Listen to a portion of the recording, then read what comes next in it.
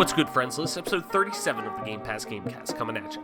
Doom Eternal launches next week, and you know we're beyond hyped for it. But the hype for a new Doom probably wouldn't be dialed to the max if it wasn't for the resurrection of the franchise with 2016's Doom. So, this week, Mike and I take a look back at one of this generation's greatest comebacks by examining what made the 2016 release such a return to form for the beloved id Software franchise, with a throwback retrospective episode of GPGC. Plus, E3 2020 is officially canceled due to COVID-19, aka the coronavirus. But could this unfortunate event possibly be a blessing in disguise for the ESA? Also, Call of Duty goes free to play with its new Battle Royale mode Warzone, and 2K is going to make NFL games again. Wild stuff. We'll get you caught up on all this and more on the newest episode of the Game Pass Gamecast. Now the fun begins.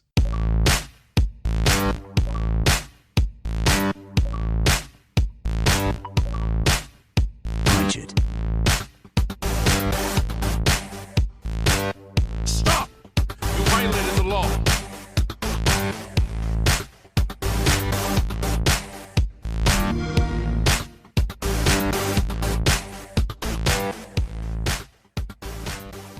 Welcome back, ladies and gentlemen, to another episode of the Game Pass Gamecast, your weekly go-to podcast for all things Xbox and Xbox Game Pass, including news, rumors, and conversation around them damn good video games. You can catch new episodes of the show each and every Friday morning when they drop on YouTube, Apple Podcasts, Google Podcasts, Spotify, SoundCloud, and all other major podcast services. So be sure to subscribe to us wherever you get a podcast and follow us on Twitter at GPGC Podcast. Stay up to date with everything regarding the show and video games alike. Joining me as always, my partner in crime, Mike P-Pack. What's good, Mike? What's going on? And what have you been playing this odd week that we've had in general? Yeah, it's just been a strange time. Mm-hmm.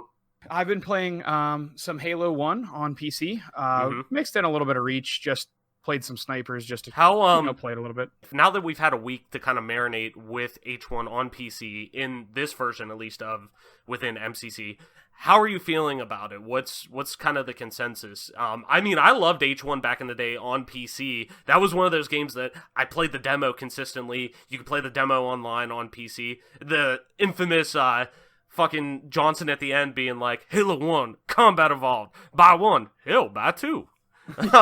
So what now, how are you feeling about H1 on PC? How's it feel compared, I guess, to the MCC port on Xbox? What's your thoughts on it now that you've had a little bit of time to marinate with it?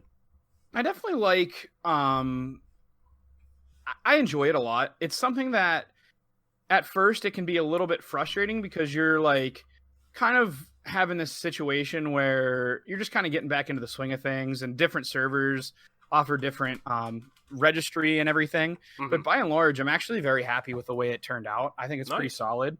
There's things that are broken about it because when you're porting an old game like that, it definitely is tough.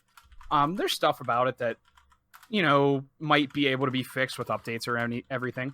But by and large, it seems like everyone that's enjoyed Halo 1 in the past is enjoying this iteration of it on PC. Mm-hmm. So I'd say overall, it's a win for 343. I see a lot of people playing campaign. I know the player base shot back up when they came out with this. So it's just a good positive thing for the Halo community to have this. Mm-hmm. Obviously, we're ready for H2 and H3 to come out, and we're kind of ready just to move on from all this.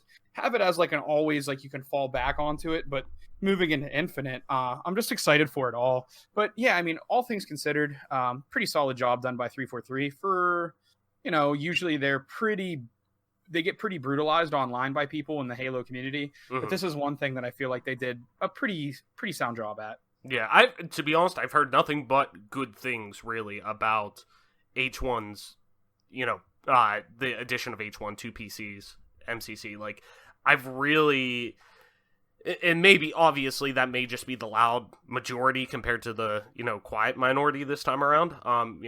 So it's weird, though. I figured with how it's just crazy it's just crazy to me to think that things have gone this well with MCC coming to PC. Like, I figured there'd be some hiccups. I'm still having issues literally reinstalling it, but that's more on the Xbox like app side on PC, because that's just a fucking mess, and that shit never. It's like, to me, any kind of Microsoft like bloatware on a computer just is trash in terms of, and this includes the Xbox app. I mean, when it was originally just the Game Pass app, it worked great for me. I had no issues, and then they changed it over and made this beta of just the Xbox app that included everything now, and it has been nothing but issues. But I would like to get back to playing it on PC if I can eventually get it to work. But it seems for the people who are getting in and logging in, it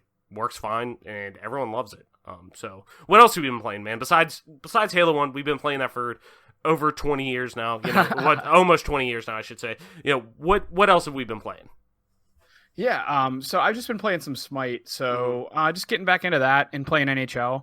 I had just recently played some Siege again for the first time in a long time, so that was fun. Fired up some Overwatch today, just played some quick play, so just kind of mixing it up.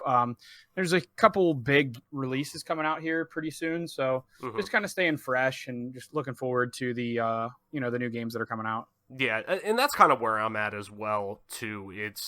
It like I keep talking about, it's that weird like buffer period before it's release. So it's kind of one of those holding periods. I mean, next week we have Doom Eternal. I'm never gonna shut the fuck up about that. I'm really hyped for that. So it's one of those just kind of holding periods. We've been playing. Molly and I have been kept with. We started back up just because we had been busy in terms of gaming time with both of us, where we could sit down and play something.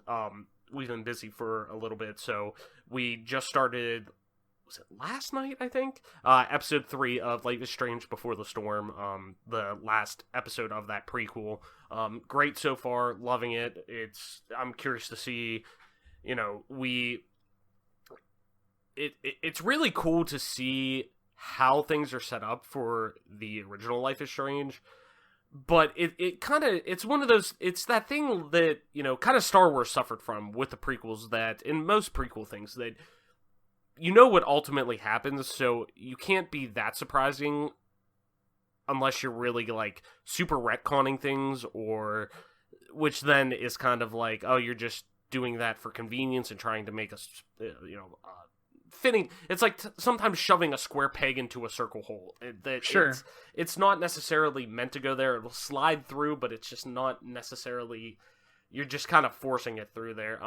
This doesn't necessarily suffer from that too much. There's some liberties that do pop up that I'm like, okay, well, if you're saying this happened in the full version of the, if this happened in their prequel, why is this the case so far with if the relationship of this person with Chloe and David are happening this way in the prequel and going down this track, why is it completely different in this aspect? Because I'm pretty sure we just tied a bow on their relationship in the prequel. There seems to be a gap again. So it's like trying to answer questions that were never asked, I guess, which can be a good thing and a bad thing. So I'm still really enjoying it. I'm really curious to see how it ends. I've been playing more of the Division 2 again. I know I kind of mentioned that before. Same kind of status quo. I'm working my way, trying to level up a character to 30, just because it's one of those games that everlasting gobstopper type of thing. There's always content with it, which is great to hear, because when I kind of fell off the train early on with the game last year, the biggest thing people were saying was, oh, it's content dry. There's nothing really going on, yada, yada. So, yeah, kind of getting back into that. I would like to try out Warlords of New York, because me personally, I connect more with this game, the more northern, like northeastern vibe of a city, than kind of more of the eastern, like almost going southern with that Virginia vibe. I guess I would vibe more. I like exploring a city that's like that comparative to a more Virginia like based DC. To me, that's just more appealing. So I would like to get to Warlords of New York, to get in there and try that and explore that environment. I think that'd be really cool. So I'd like to get there eventually. Also, obviously, the game we're going to talk about today, Doom 2016, revisit that. That's always a fun time. Just kind of poked around just to get the feel of it again, just so I had a fresh take, obviously.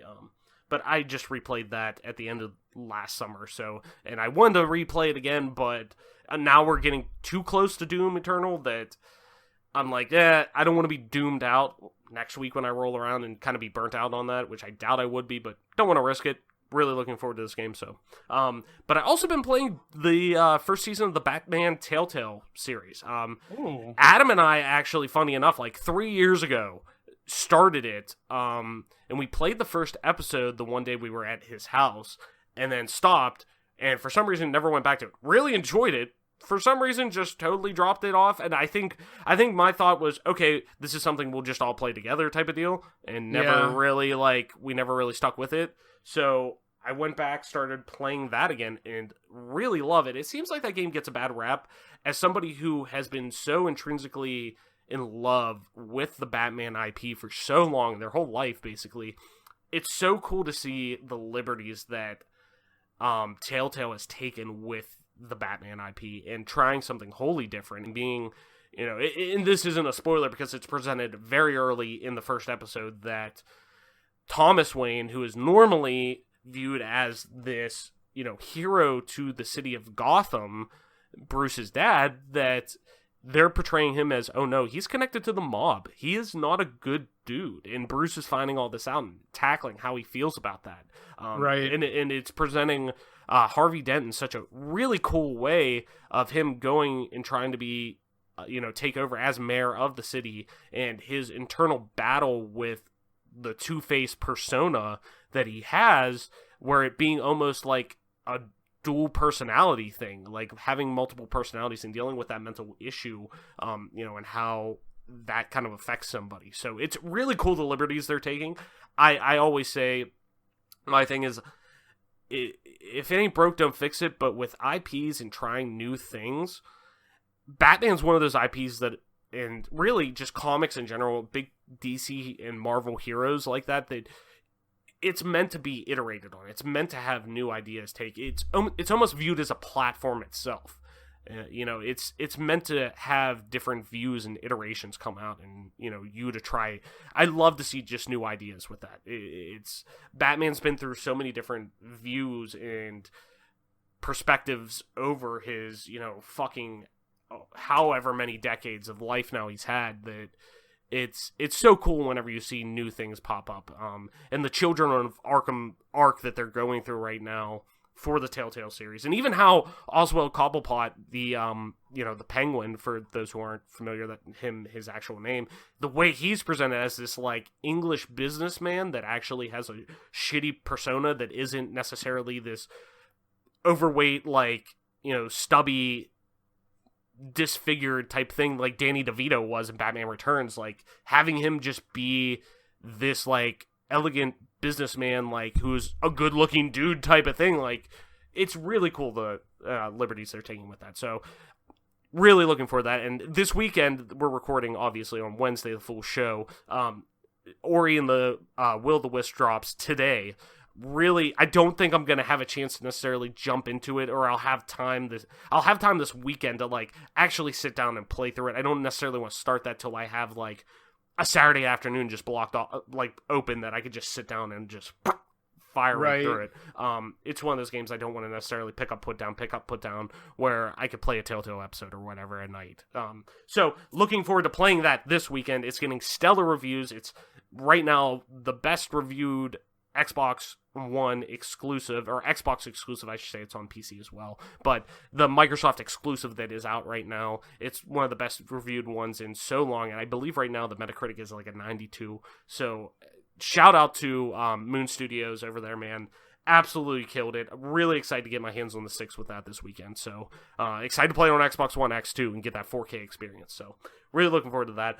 Mike, before we get into the news, because we have a fucking lot of news to go over, before we get into a beefy episode about Doom, we got to talk about Doom Eternal and a fucking giveaway that we got going on. We are finally giving away Doom Eternal. This episode, ladies and gentlemen, this is the episode that we're giving it away. So we're not going to give you the sales pitch that I usually do, like, oh, are you excited for Doom Eternal? Oh, I am. That's all true still. I'm very much hyped for Doom Eternal. That's not a broken record. I'm just fucking really excited. Nips hard. May even be at half-mast just thinking about it. You may need to pull over on the side of the road and kind of, fuck, did that guy just say that? I probably should turn this off. Don't Harvey Weinstein me. Anyways, fuck that dude, by the way. So, hot take, 23 years is not enough. Fuck that dude. Anyways, Doom Eternal, yeah, it's really awesome, and we're giving it away. Make sure you listen to the end of the episode, because if you're listening to this now, it's too late. You didn't get in. You know, if you're like, fuck, I didn't enter. Yeah, you're shit out of luck. Sorry. End of the episode. Make sure at the very end. We're not going to be tweeting it. You got to, it's marketing 101. You got to fucking listen to the show. That's why we're doing this. We want you to get in, hear our shitty takes, hear us gush about games that we love and all the gaming news, all that nerdy shit that we love. We want you to listen to the game. So we're not going to be posting on a tweet. We're going to say, hey, new episode's up. The winner is announced at the end of the show. We're not going to put out a tweet. So you got to do your due diligence and get in and listen to this motherfucker. All right? So at the very end of the episode, after we do the goodbyes and all that stuff, we will be announcing it. So listen to the very end of the episode. Make sure you stay around and hear that and see if you won this game. And if not, hopefully a friend did, so then you can fucking mooch off of them. So make sure you listen to the end of this episode. And Mike, with that being said, let's get into the news, because we got a fucking shit ton of news.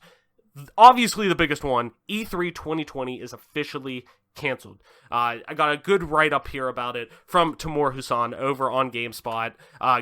Go follow him online, on Twitter. He is awesome. Probably, in my opinion, GameSpot's best voice that they have. Most entertaining voice, too. He's fucking hilarious. Gives great gaming takes. And is a big Batman fan. So go over there and follow him on Twitter. But he has a great write-up over on GameSpot by that. As always, link in the description. So let's get into it. E3 2020 has officially been canceled. The ESA, which is responsible for putting on the annual convention, shared the news today following several reports today, as in Wednesday, including GameSpot's, that such an announcement was imminent. Quote, after careful consideration with our member companies regarding the health and safety of everyone in our industry, our fans, our employees, our exhibitors, and our longtime E3 partners, we made the difficult decision to cancel E3 2020, scheduled for June 9th through the 11th in Los Angeles, the ESA said in a statement. Quote, following increased and overwhelming concerns about the COVID-19 virus, aka the coronavirus, we felt this was the best way to proceed during such an unprecedented global situation. We are very disappointed that we are unable to hold this event for our fans and supporters, but we know it's the right decision based on the information we have today. The ESA went on to say it would be in touch with both exhibitors and attendees regarding, quote, full refunds. Additionally, it says it's exploring options with our members to coordinate an online experience to showcase industry announcements and news in June 2020. No further details have been shared on that front as of yet, but it did also confirm that plans for E3 2021 will move ahead, quote, as a reimagined event that brings fans, media, and industry together in a showcase that celebrates the global video game industry. So additionally, at the time of the recording, both Phil Spencer on behalf of Xbox and Ubisoft's Twitter account have both released statements regarding E3 and their future plans, which include digital presentations or events. Here's the statement on Xbox from Phil. E3 has always been an important moment for Team Xbox. Given this decision, this year we'll celebrate the next generation of gaming with the Xbox community and all who love to play via an Xbox digital event. Details on timing and more in the coming weeks. And then Ubisoft also released a statement saying, the health and well-being of teams, players, and partners is our top priority. So, while we're disappointed, we fully support the ESA's decision to cancel E3 2020. E3 is and will continue to be a moment where we come together as a community and share our love of games. We're exploring other options for a digital experience that will allow us to share all the exciting news we have planned, so stay tuned for more. So, after all that, Mike, the news of LA going into a state of emergency broke last week while we were recording, and I threw out the possibility to you that, E3 being canceled and possibly truly ending the show's current iteration permanently. And really, from even what they said about, coming back, a reimagining of this event, that seems to just be the case. Well, now, for sure, we're 50% of the way there. We'll still no doubt, kind of get the same game announcements and hype reveals and all that in almost the same fashion, only now everybody watches it digitally outside, compared to a small minority that get to see it in person at the event while everyone else watches at home. Could this actually be, really, in a sad turn of events, the best thing to happen to E3, kind of forcing them to just straight up reevaluate the show for a year's time, realistically, what the show is, what it should be moving forward, could this with these unfortunate circumstances, could this actually be the best thing for the ESA when it comes to E3? Yeah, it's definitely something that is worth considering. Is a year off from E3 going to maybe potentially cause them to kind of go back to the drawing board and figure out what they can do to kind of increase participation by both, the game developers and game companies and fans that want to come and see games, firsthand. I think it's something that is a necessary evil at this point. I think it's the right decision to cancel. I know I was kind of talking about this today, and it's a situation where you don't want to live, you want to live fearlessly and you want to enjoy your life, and you still want to, have good experiences with this coronavirus scare and spread. But at the same time, you don't really want to live recklessly, while you're considering it. So you don't really want to just, say, oh, I'm just going to go to LA where there's a state of emergency, there's people sick, and I'm just going to, chance it. So it's definitely the right call to kind of, just kind of postpone this, cancel it this year, hopefully come back with it next year in a, reimagined way. I think something that people need to really consider when they're talking about this entire illness that's going around is the fact that while you don't want to shut down everything and you don't want to cancel your entire life because of an illness that you might not even contract, it's definitely worthwhile to kind of just freeze and halt a lot of things to try to figure out what the next step is to containing this issue. Because, China and South Korea have both done a really good job at, containing it as of right now. But what's the landscape going to look like when they go back to work and everything? Because they have everything shut down right now. So what's going to happen when they go back to work? Are people going to start getting sick again because it's, a heavily populated area? For us where we live, we don't have to worry about overpopulation so much, but we're close enough to a major city that people go to work there, so they could be bringing this illness home with them. True. I definitely think that it's going to give, the ESA a year to kind of go to the developers, go to the companies like Sony, who, basically left E3 a while ago and do their own thing, see what it would take to get them back in the doors, go back to, Microsoft, who has been a supporter of E3, and say, hey, I know we canceled last year. Are you guys willing to come next year? This is, we're trying to work together to figure out what the best way to, keep participation up both by the industry and fans. I just hope they kind of work together with all three major developers or major companies. We're talking Sony, Microsoft, Nintendo, and try to work with them and figure out what the best way to, ensure everyone's going to come back and enjoy E3, because it's a great thing for the companies, because you do all these hype drops and everyone gets to kind of see your new software, your new hardware. But more importantly, I think it's the best thing. It's a really cool thing for the fans, because you get to go and interact with things that might only be in an alpha build. You get to go, check out games that are in their infancy. You get to go test things that you wouldn't normally get to test. So I think I just think it's a really good gathering of those who love video games as a media form and an art form. And I hope that they take this opportunity to kind of just rebound and blow it up like it used to be. Yeah. No, I definitely agree. It's, a lot of people were coming out and saying, oh, this sucks for, content creators and everything. It affects so many people, because this is going to affect just even like, as somebody who works in college athletics, the NCAA announcing today that for including March Madness, no spectators are going to be allowed at NCAA sanctioned events. So there's more to this than just, oh, we don't get hype drops and yada yada. All that stuff can be done online. Everybody can do, and probably will do, a Nintendo Direct this year. And even Jason Schreier from Kotaku pointed out earlier today, he released saying, hey, WB Games was also going to do their own style of event this year that would have shown the new Harry Potter RPG that got leaked before, finally, hopefully getting this, he said, for sure getting to see the new Batman game from WB Montreal, and also seeing Rocksteady's game, whatever they've been working on for a long time now, after, in a post-Batman Arkham world. So, all of that can still happen. And all of that will still happen. We're going to get the same announcements. We're going to find out much more about the Xbox Series X, the PlayStation 5, all that stuff. We're all going to find out all that stuff, and what we're going to get a new look at Starfield, I'm sure, soon from Bethesda, from what it sounds like. All that stuff's still going to happen. We're still going to find out all that information. What this is doing, it's going to hurt. The people who it's going to hurt are the hotels around there. People are going to get laid off probably because of that. It's going to affect a lot of the staffing that goes along with the venue, the building, the restaurants, and just business in general.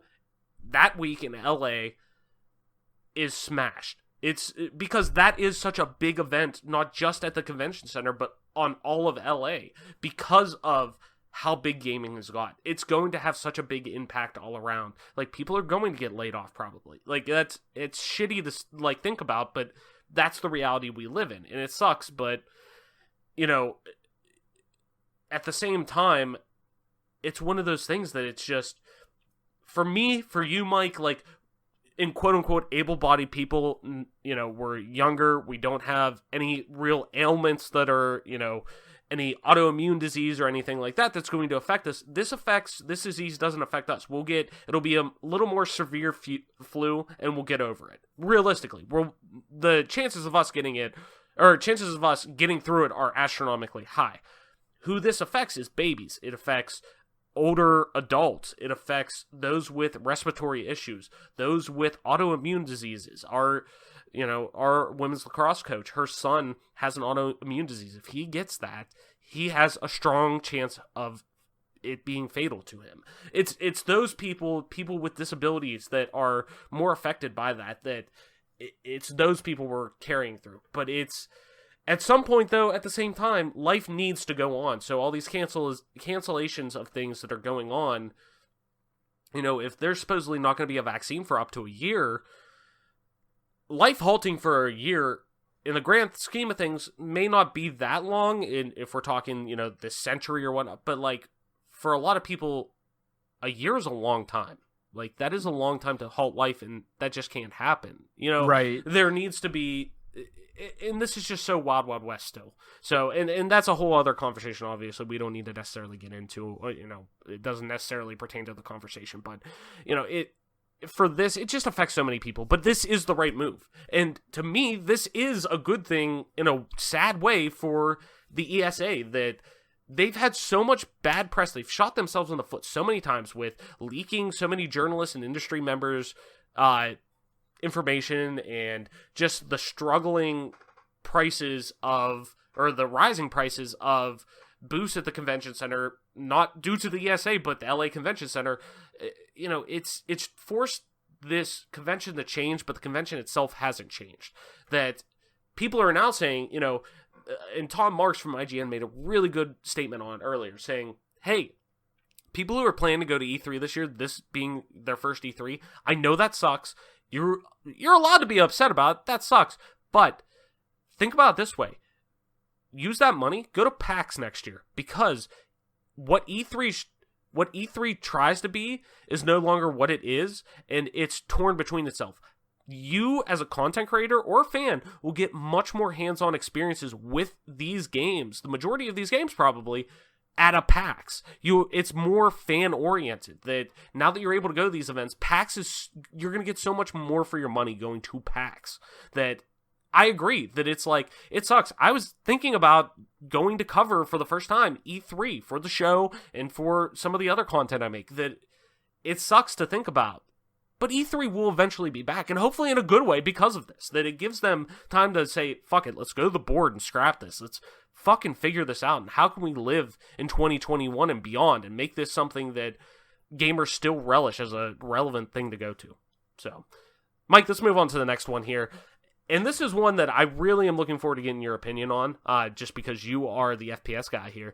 Call of Duty Warzone Battle Royale is officially announced. This comes from Matt Kinn over on IGN, as always, link in the description.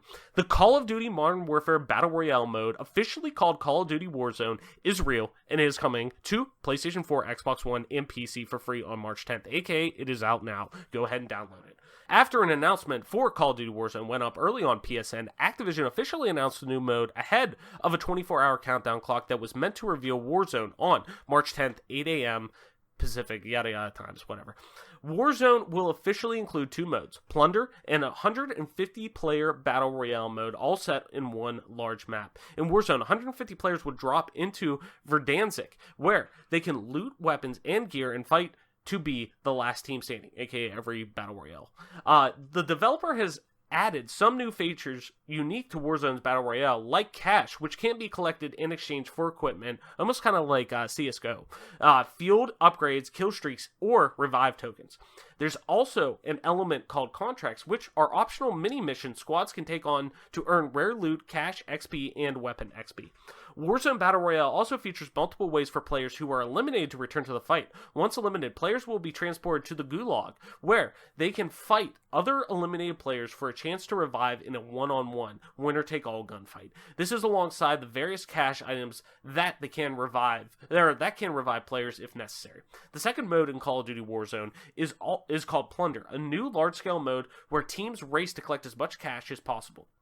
And they can do this by raiding supply boxes, eliminating opponents, completing contracts, or controlling cash deposit locations.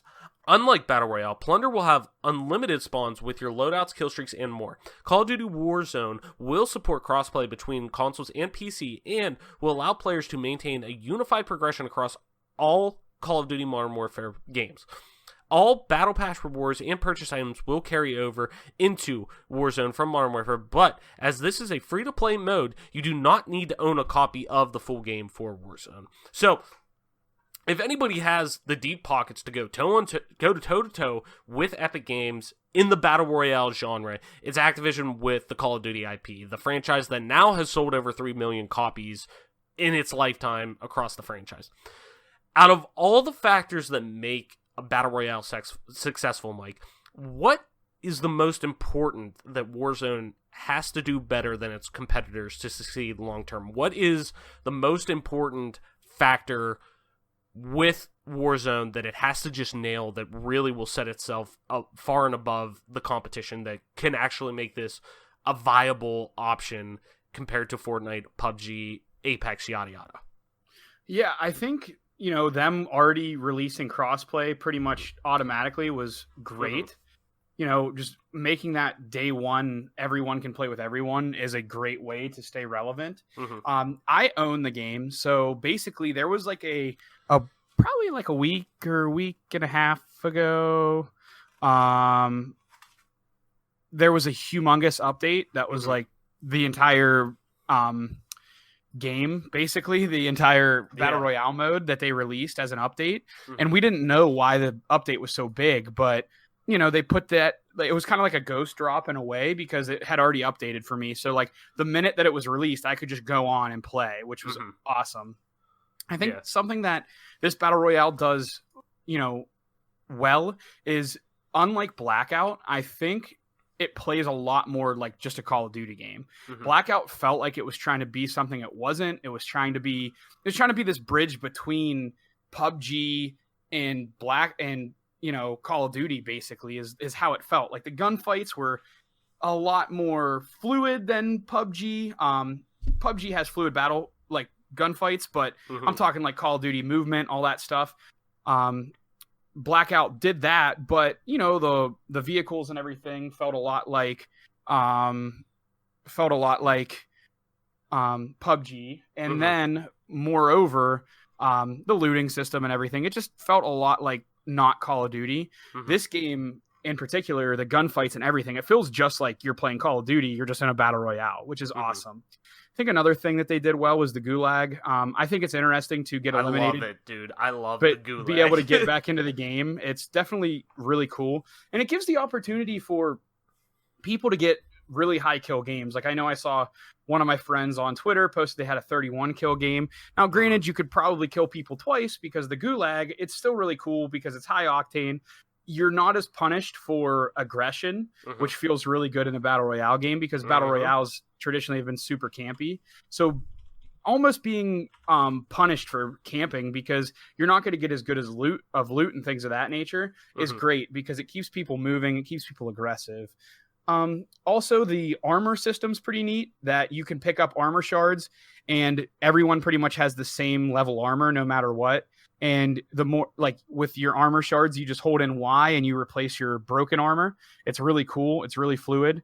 And I haven't been in a vehicle yet, but hopefully tonight, if I play it some, I'll get in a vehicle and get a little bit more hands-on experience with that. But I think it just does a really good job at focusing on what it's good at, and it stays away from what it's bad at. As a game, Call of Duty is what I'm speaking of here. And it's going to give a decent little outlet because it's free to play. It's going right at Fortnite, and it's going to appease those people who don't really like the building aspects of Fortnite, which I think is great. I think people are going to love it. I think people who don't enjoy the building aspect of Fortnite are going to really delve into this game and enjoy it so far. And more importantly, it's pretty stable. There's little to no crashing. The playing with Xbox people or PlayStation people or computer people is really interesting, and I enjoy it. Yeah, no, definitely. It's as somebody who has always, I don't want to say struggled with battle royales. They've never necessarily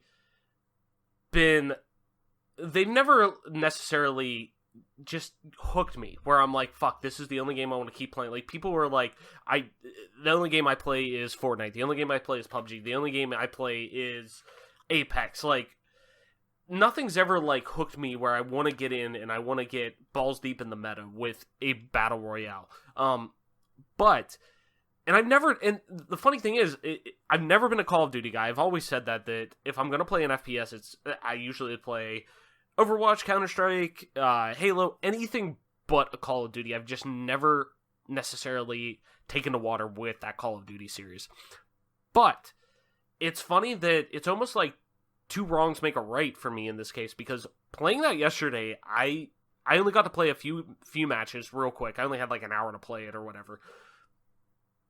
I thought it was stellar. The gunplay feels just so fluid and tight that, like you're saying, that gunplay of Call of Duty that has gotten it right for so long, for the most part, and I loved how you brought up that it doesn't punish you for being aggressive, necessarily. It gives you that buffer of, okay, you went in, you tried to make a play, but you died. You have a chance to come back, because I love the gulag. The gulag! Like, I love that one-on-one gunfight. I love getting in there, having the fist fight beforehand, setting the stage, getting in there. Love it. Love it, love it, love it. That, like yesterday, for me, as somebody who necessarily is conservative most of the times they play battle royales, because I suck at fucking building. Even on PC, I suck at building in Fortnite. Fucking hate it, because it doesn't reward you for having gun skills, because at the end of the day, it is a shooter, a third-person shooter. It is a shooter, first and foremost, where it doesn't necessarily reward you for having skill. It rewards you for being defensive first, then, like, that's what's always bugged me, where playing Call of Duty Warzone yesterday, it was great to actually be like, okay, you know what, I'm gonna take a chance on this, because if I fuck up, I die, I at least have a chance to get back in this, possibly. I feel pretty confident in a 1v1 situation with a game like this, where so many people are playing this, the skill gaps, like, ranges so much. I'll at least have a decent chance of getting somebody to go back in there and actually get in and try it. So, you know, yesterday, my second match playing it, I got third place. I was pissed because I could have won it. I knew what I did wrong, that it like you said, it rewards that aggression, that you being able to actually, fuck it, go out there and try something, man. Like, if it doesn't work, you at least have a chance to get back in it. So, I'm really satisfied with it so far, that, you know, I think it does a lot of things right that a lot of people, where it doesn't, like you just, I keep saying, it rewards you for trying something different, thinking outside the box, trying something that is, you know, I'm gonna rely on my gunplay first and foremost, where even if you have things, you know, I love the idea of being able to call in different loadouts too, and getting a loadout drop. Like, I think it keeps those elements of Call of Duty that people really have taken to for so long, that it still feels like a Call of Duty game, but at the same time, it feels like such a blend, a Venn diagram of so many different battle royales, that they looked at it and said, okay, what do people like about battle royales? What do what do people like about Apex? The pinging system. All right, let's put that in. What else do people like about Battle Royales? Fortnite. They love the drop in, drop out aspect that you can just get in, get a match right away, drop in, and keep going and play it. What do they like about PUBG? Well, it's a big map that you can traverse. You have vehicles, yada yada. It has that realism feel. Okay, cool. We can handle that.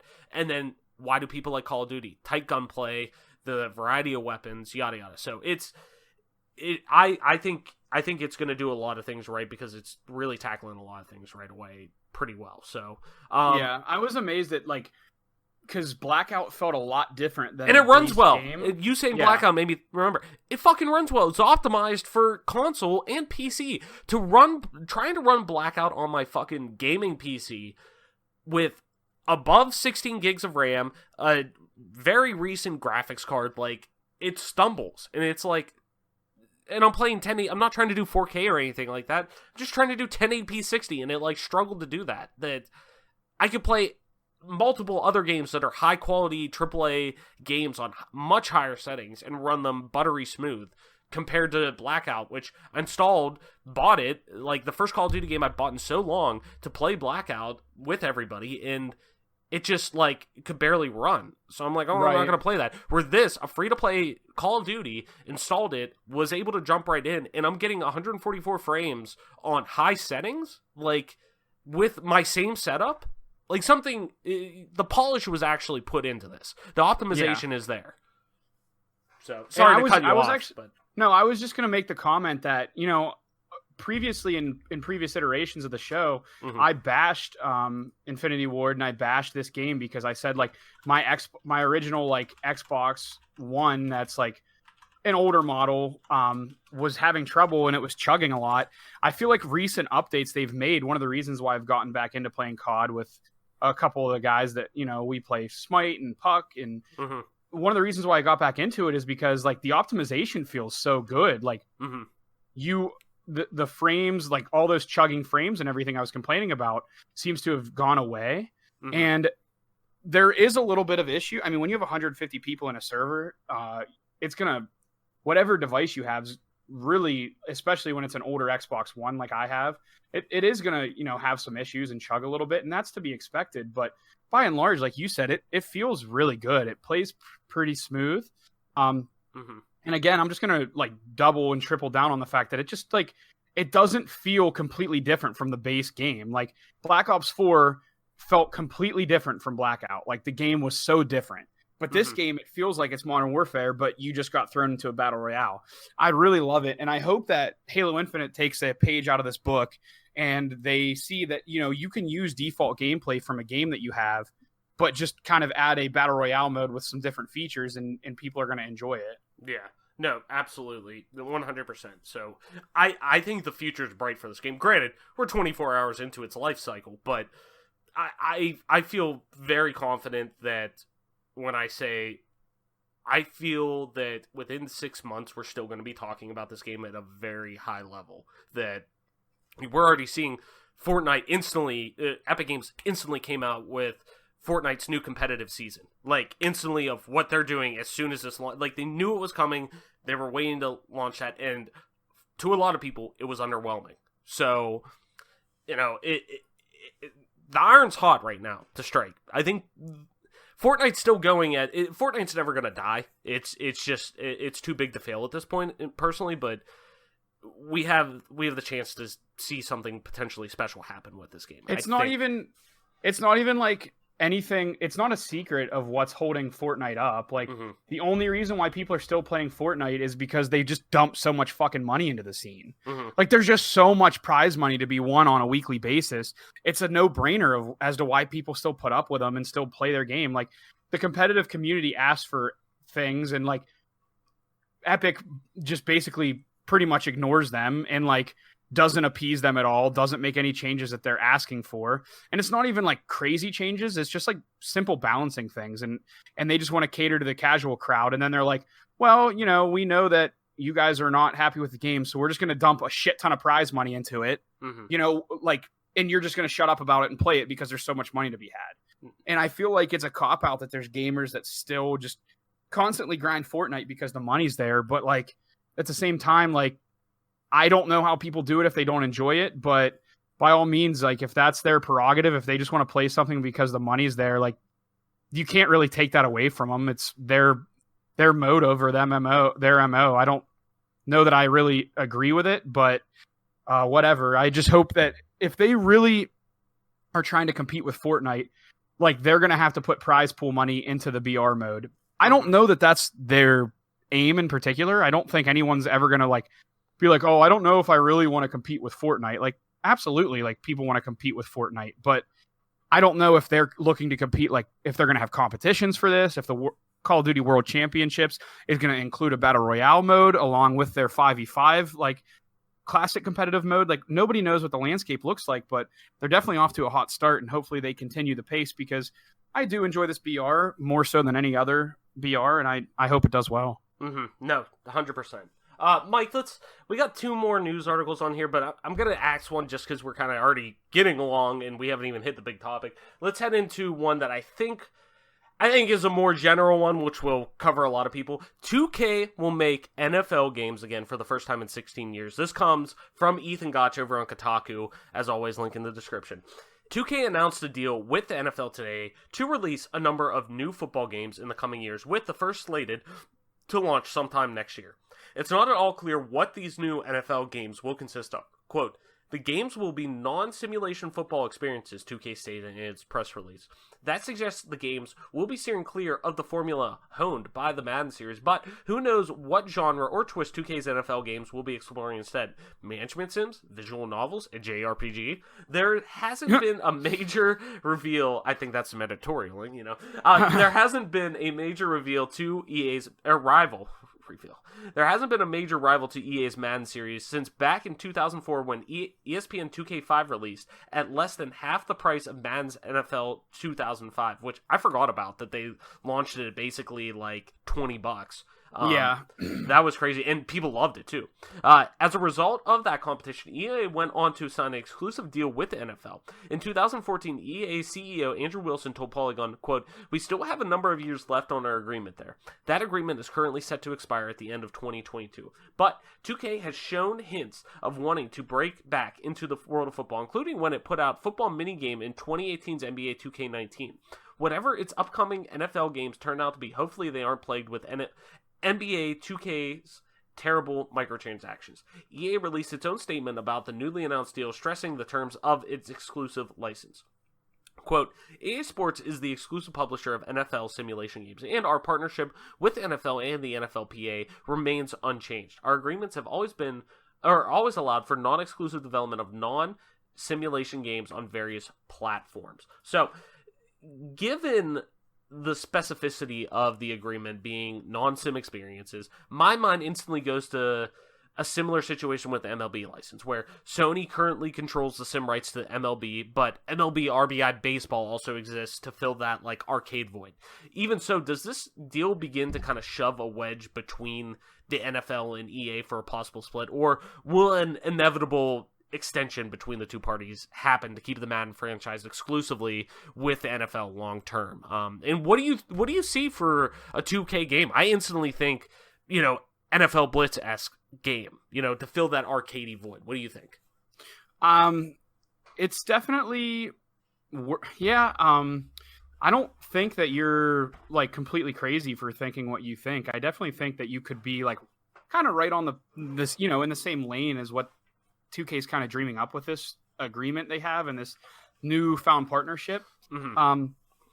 I don't know if the NFL is really doing this to kind of pressure EA into making better content, because I know a lot of people that play the EA Madden games have not enjoyed the gameplay for a long time. Mm-hmm. It's glitch ridden. Like, there's just a ton of there's a ton of glitches through it. Glitch riddled is the term I'm looking for.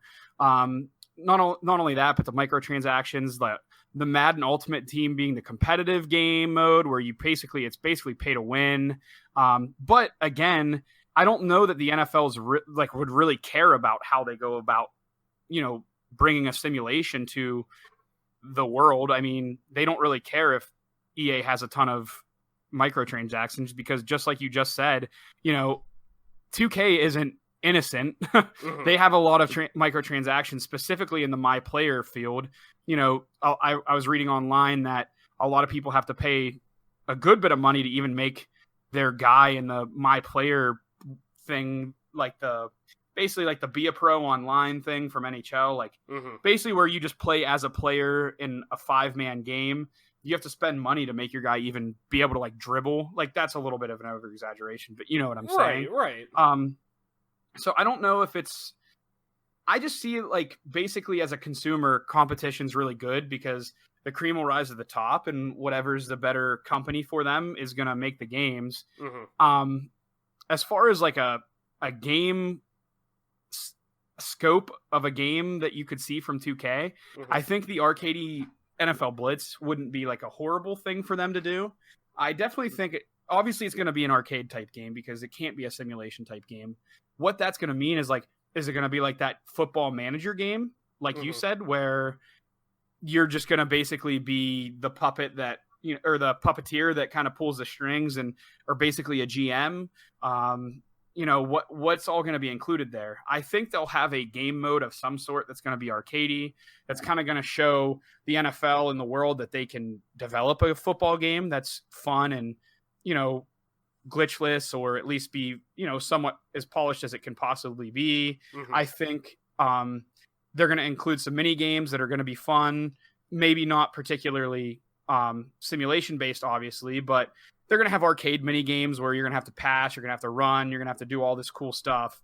I think for them, just getting out of having to make a simulation might be like a breath of fresh air for them, because they do make a they're the only game in town when it comes to basketball simulation. Mhm. So it might just give their team something new to kind of, you know, cut their teeth on. Mhm. I'm excited for it. I'm excited to see what they do to kind of pressure EA to make a better product, because any competition, especially in the gaming landscape, is better than no competition, because we see the type of content that EA puts out. It's the only game in town for hockey, football.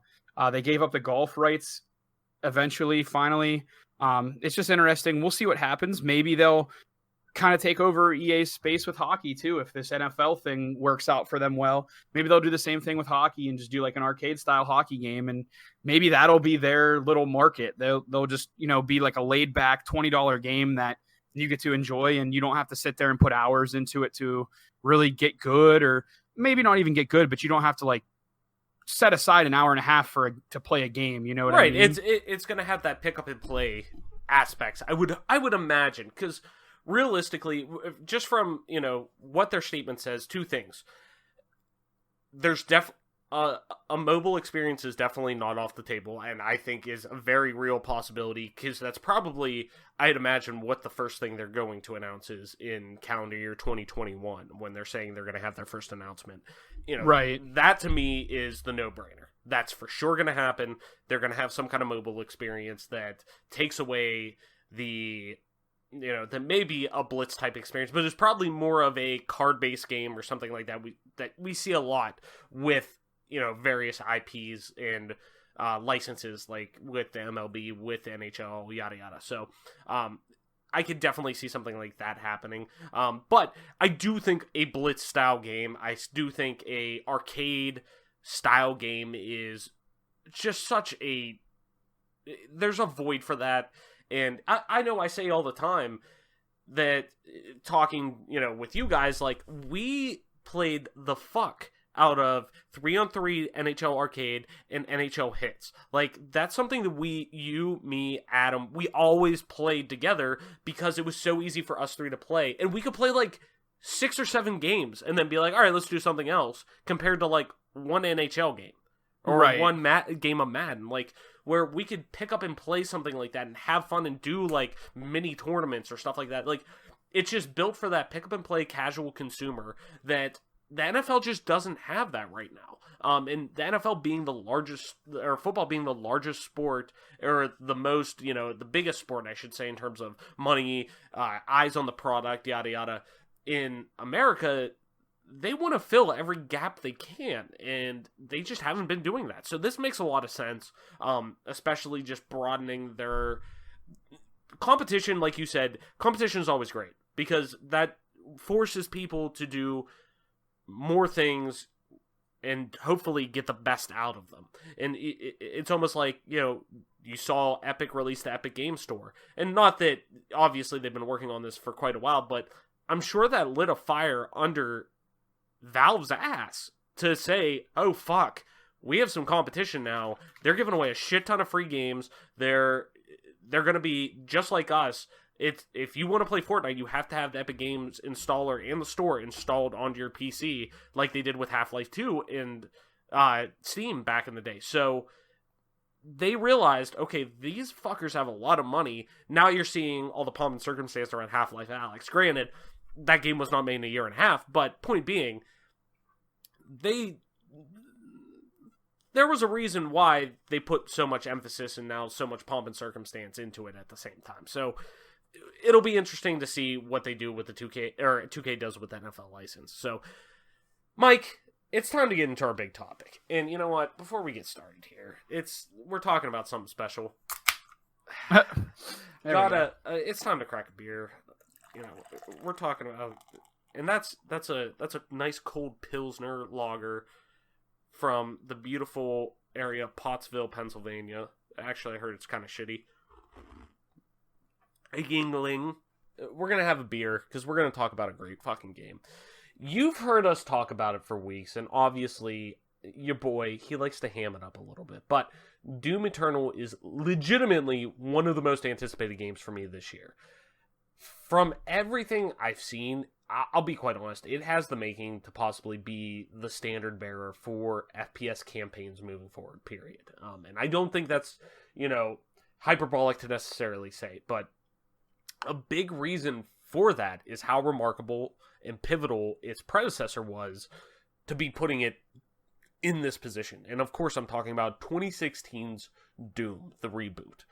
Now, for those of you who have been riding with us since the beginning, you'll be familiar with our old school retrospective shows that we do. But but if you're a newer listener, I should say, I'll catch you up to speed. So in our retrospective episodes, we pick a game available on Xbox Game Pass, go over in detail, play a little game around it, what are you picking with this, yada yada, do some trivia, and then we let you know if you should cash it, pass it, or ass it. But spoilers, we're going to say cash this game, so we probably will just skip over that point today. So I want to go into a nice retrospective with 2016's Doom, one of the highest rated games from 2016, one of the most well-received FPSs in a long time. Even if you want to say, I don't want to say necessarily immersive sim, because it's so different compared to that, but it's one of the best return to forms I've ever seen in gaming,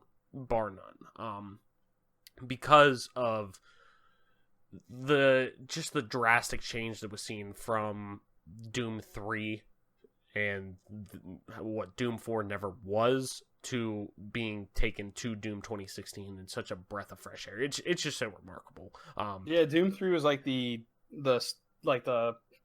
I don't know, like the it was a survival horror game, realistically. It wasn't Doom.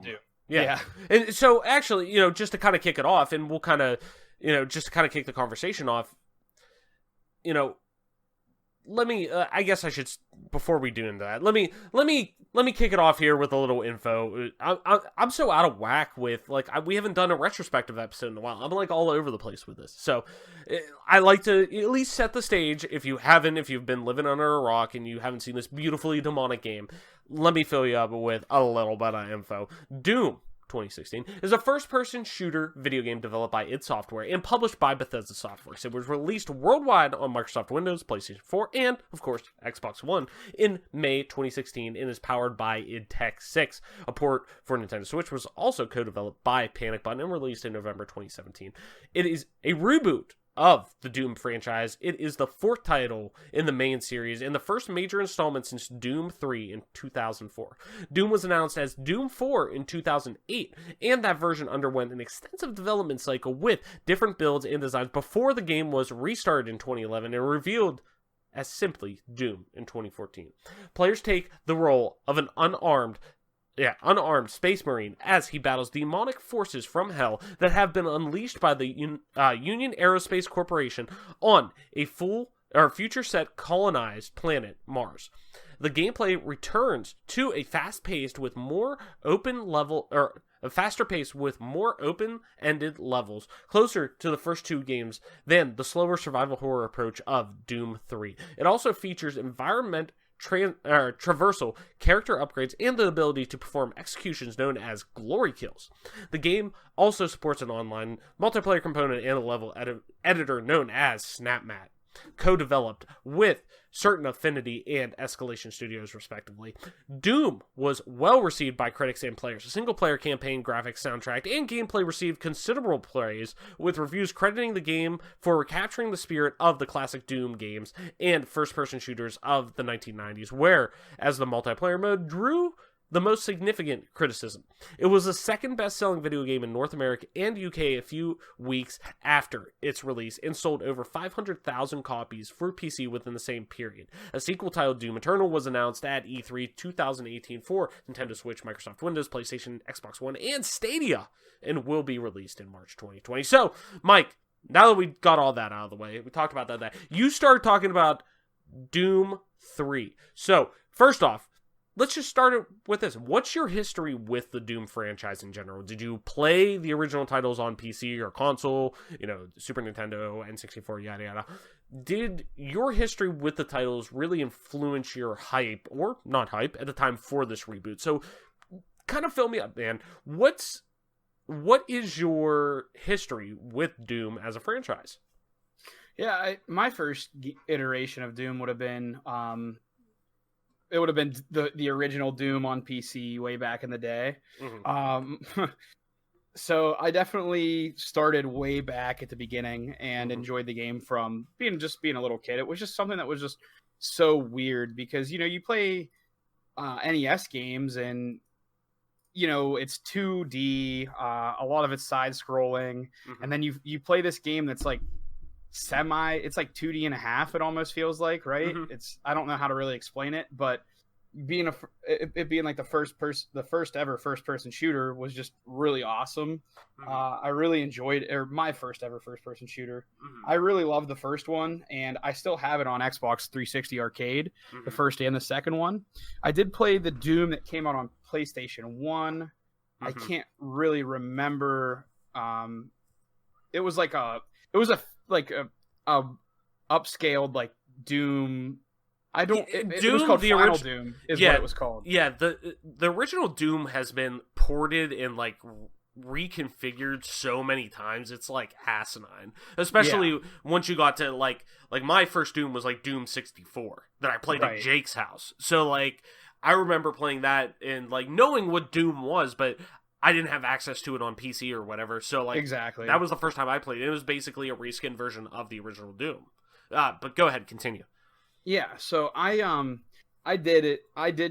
I've played this game extensively. I was one of the ones that bought and played Doom 3 and even played it in multiplayer. Mm-hmm. I've had I've never really hated Doom. It's always been like a love relationship, but not like an addiction like Halo or Counter-Strike or anything of that nature. It's always just been like enjoyed it, but not really like all about it. Mm-hmm. I basically went to the new iteration in 2016 because it was a game that was something like it was just a Bethesda game, and I kind of wanted to see what was going on with it and like what they were going to do with it. And I did thoroughly enjoy the campaign, and the multiplayer was really fun too. It felt a lot like an Unreal Tournament game. So I did really enjoy it. I will say, previously it's just basically been like a shoot 'em up game. There's been a minimal story. Doom 3 had a lot of story, but the original Dooms were basically just go out and kill every demon and then win the game. I wasn't surprised because Bethesda's really good at campaigns and storylines and things of that nature, but I really was shocked at the spin they put on the Doom universe and how well they really told the story that they wanted to tell. So I did really enjoy it. I think it's just something that has been around, and it's basically one of the important founding pillars of the first-person shooter genre that you kind of look back in history and you see a game and you talk about first person shooters in history. Most everyone that's played first person shooters is going to talk about the original Doom. Then the next game that a lot of people are going to talk about is GoldenEye, right? Like those are the two main pillars that hold the FPS genre up. And I think that, it's for good reason. They're great games and they did a great job with them. Mm-hmm. No, definitely. And I agree. It's one of those titles that, like you, it's always just kind of been there. I never really owned many Doom games. Like you played the original, played it on. I think the first time I saw it was on N64, and I played it, but I never owned Doom 64. But I did play later, once I got a PC and that could download the shareware version of Doom, because Doom was just fucking everywhere. I played the original, never beat it, obviously, because it was hard as fuck, but it's always been one of those games that it's just always there. It's almost been like Final Fantasy for me, where I've never disliked it. I've always liked it. I've always liked the idea of it, but I've never really fully invested in it. And really until Doom 2016, when it was the first time I saw it, and I was like, I need to fucking get this game. I need to actually jump on this, and this just looks more of my speed. But yeah, Doom 64 was definitely the first time I played one. But really, it's my hype for this game was I saw this iteration, or 2016's iteration, and finally thought, this is it. This is the one that's going to hook me in. This is the one that's going to make me jump in on this one. Looking back on it now, since then, I've been I kind of want to go back and play Doom 3. I kind of want to, I like the narrative approach that they took to that game. As somebody who loves survival horror games, that to me really stands out. In looking back on it now, people were so drastically against that game, I think, because it just wasn't Doom. It wasn't the same Doom that they'd grown to love. They loved Doom. They loved Doom 2 because it was extension of Doom, just iterated on. But it was a drastic change comparatively, that it was a new genre that Doom was going into, that just, it was trying to really, kind of jump on the, Resident Evil experience, the Silent Hill experience, almost, that survival horror that they thought they could take. And, looking back on it now, I do really want to go back and try it, because I think I'd like it. And people now are like, it really wasn't that bad. It was great for what it was. It just wasn't Doom. So 2016 was really the one that I was finally like, you know what? That's it.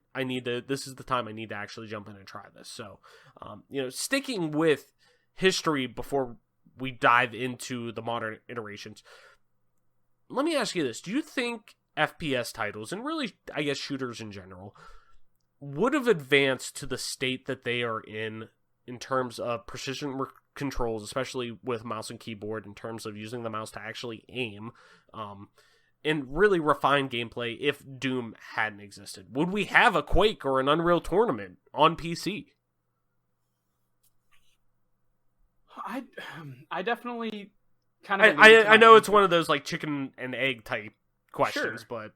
No, I alluded to my answer in my previous statement about the history of the Doom franchise. Mm-hmm. Like I said, I definitely think everyone kind of considers Doom as one of those founding pillars of the FPS genre. And if it wasn't for Doom, maybe, I'm sure if you remove Doom, if it never happened, mm-hmm. I'm sure that at some point and at some level, FPSs would have been born. Mm-hmm. It just makes too much sense as a game genre. It would have happened. Yeah. But at the same token, it might have taken longer. It might have been a lot different. I definitely think that we can thank Doom for the way FPSs are now. Mm-hmm. I definitely think it gave game developers the confidence in making fantasy type shooters like Quake or Unreal Tournament, because at the bottom line, they're fantasy games. They're made up universes, right? All of them are. And I think that it kind of, if they saw Doom being so successful with something so outlandish, they kind of had no fear with creating their own universe and their own game. Mm. So I definitely think that we would have wound up with first person shooters at some point in time. However, as far as aiming with the mouse, moving, all that type of stuff. I think it would have just taken a lot longer, because even if you look at like competitive CS 1.6 games back in the day, like they were using like 9-inch across mouse pads and like ball mice and stuff. Like it would have happened, but it's so different now. Like I have a 24-inch mouse pad with a laser mouse that's so precise aiming, and like it's definitely crazy. And we can thank Doom for, you know, kind of spawning all this for us, for sure. I'm not convinced that without Doom nothing else comes, but I will say Doom was a great starting point for game developers to see, like, you can kind of make this game work. Like it'll work. You know what I mean? No, totally. I definitely think somebody would have got there eventually, but it's weird to think about a world without Doom in terms of, it's almost like, it's kind of like the argument with, you know, take it to sports here. It's the argument of, how do you tell the story of baseball without Mark McGwire and Sammy Sosa and Barry Bonds? How do you do it? How do you tell the story of baseball without the 98 home run race? Like, how do you do that? They're integral to the part of baseball that, how do you tell the story of video games without Doom? It's almost like, how do you tell the story of video games without Mortal Kombat, that refined and took fighting games to a new level of mass appeal that just, sure, it was gimmicky, but at the same time, it was gimmicky with ridiculously tight and precise controls. It was the precision of Street Fighter with the allure of, this is just balls to the wall action that people just wanted to get in and see, that everyone just wanted to get a glimpse of. Where Doom was almost like that, where it had the, at that point, immersion and immersive sim feel, in a sense of Wolfenstein, where you're going around just killing Nazis and stuff like that, but also like you feel very real to this world.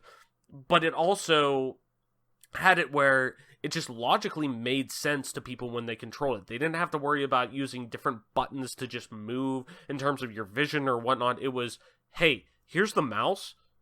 All you got to do is aim where you need to, click on somebody. That's it. That's how you control it. Like, granted, they still didn't figure out the Y-axis yet, if I remember correctly. It was just the X-axis whenever they're aiming. But still, point being, that solved the biggest hurdle of them all. The Y-axis would be easier down the road, but it's just one of those things you can't... I think somebody would get there eventually, but I don't think it would be anywhere near as impactful as it is for... Like, the FPS genre, I don't think, would be anywhere near as impactful as it's been, really, since Doom came along. I just can't see it. It was almost lightning in a bottle type thing. Like, magic was made with the Doom series that really kind of pushed it forward. So, you know, kind of moving on a little bit. According to the game's executive producer, Marty Stratton, the key principles of Doom's single-player mode are badass demons, big effing guns, and moving really fast. 2016's Doom obviously underwent a really drastic overhaul in comparison to both 2004's Doom 3 and the canceled Doom 4, both of which having drastically different themes themselves. Doom 3, like we said, was capitalizing off of the survival horror genre craze due to titles like Resident Evil, Silent Hill, while Doom 4, the canceled Doom 4, took inspirations from the Call of Duty craze of the late 2000s, early 2010s, with a more militaristic approach. It was very much, hey, and even Marty said this in, which definitely go check this out if you haven't. If you know who Danny O'Dwyer is, he used to be with GameSpot. He has since started his own content creation company, NoClip. They do crowdfunded video game documentaries. They are absolutely stellar, by all means. I've been watching Danny for years now, especially with NoClip, and I believe the Doom documentary was the first one I ever saw back in 2016. So, by all means, go on YouTube, check them out, and if you really like them, consider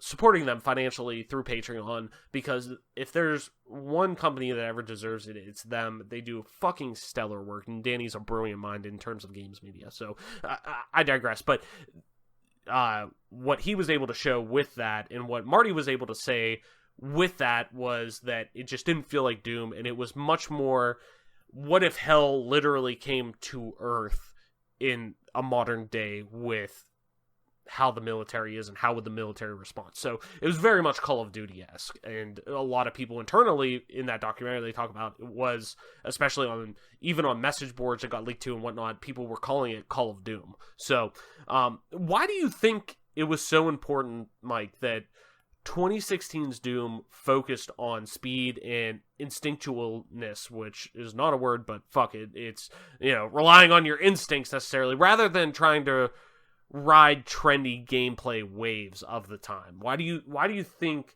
Doom needed to focus in on those things specifically in 2016's iteration? I think it was just, there was a general want from a lot of gamers of just like, forget like the slow paced gameplay, like to, kind of rip off a Doc. You just want the two timing. You want some violence, speed, and momentum in your life. And this game just feels like it was like the perfect storm of like a time when these high octane games were kind of getting pushed to the background. Like games like Fortnite and PUBG and everything of that nature. Like everything was like slow paced shooter wise. Halo was down. It just felt like the right time to kind of come out with a game like this that, you're just going to be flying around, killing things at lightning speed. It was just great. I definitely think just like seizing the moment and seeing that there was a niche to be filled was definitely like Doom's best move with what they did with Doom 2016. Yeah, I mean, it's at the end of the day, the two things that really made Doom are the speed and relying off your instincts. It's not hiding and reloading, it's not ducking cover, it's keep moving, rely on, okay, this thing's fucking chasing me, what do I gotta do to fucking just get past it while this other thing's coming at me at the same time? It's thinking on your feet, it's fast-paced decision making, it's something that really a lot of shooters moved away from because they wanted to really focus in on, I want to focus in on, you saw so many Call of Duty campaigns be focused in on the story they were trying to tell, but also Call of Duty almost kind of would butt heads with itself at times, because Call of Duty, once again, is a fast-paced game, but it has more tactical approaches, if you want to say, than Doom, comparatively, but still was very much a twitchy shooter. It wasn't this grandiose, single player God of War experience. But it was trying to pull those two and mesh them together in a way of, it wanted to get that action movie feel of it, almost like an Uncharted in a way, but also being a Twitch shooter. And that just doesn't necessarily work all the time. Where Doom tried to almost, like we talked about, was so worried about catching on the trends so early on with Doom 3 in 2004 that it just saw, okay, well, we have scary things, we can make them and put them in scary experiences instead of just being, hell's taking over, we gotta fucking move, man. Like, and that's what I feel like just Doom 2016 took that feel of Doom 1, Doom 2, and say, how the fuck do we put this in one true 3 dimensions, even though Doom was technically kind of 3D because you were moving around 3D environments, but still were a 2D sprite. Like a true three-dimensional experience of, okay, how do we take the view of modern gaming but make it feel like something from 1990 but in such a fresh way? And I just think thinking on your feet and speed are such, like, if